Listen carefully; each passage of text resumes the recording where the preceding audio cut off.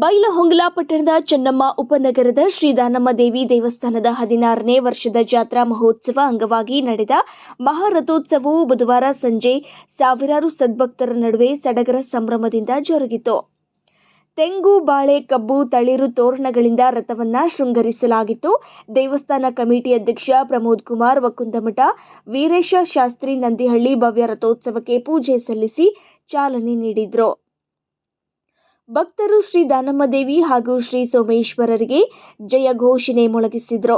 ರಥಕ್ಕೆ ಕಾರಿಕ್ ಬಾಳೆಹಣ್ಣು ಎಸೆದು ಕೃತಾರ್ಥರಾದರು. ಕೆಸಿ ನಗರ ಶಿಕ್ಷಕರ ಚಾಳ ಅನೇಕ ಭಕ್ತರು ಭವ್ಯ ಮೆರವಣಿಗೆಯೊಂದಿಗೆ ಆಗಮಿಸಿ ರಥಕ್ಕೆ ಬೃಹತ್ ಹೂಮಾಲೆ ಅರ್ಪಿಸಿದರು. ಶ್ರೀ ದಾನಮ್ಮ ದೇವಿ ಟ್ರಸ್ಟ್ ಕಮಿಟಿ ಸರ್ವ ಸದಸ್ಯರು, ಸುತ್ತಮುತ್ತಲಿನ ಭಕ್ತರು ಹಾಜರಿದ್ದರು.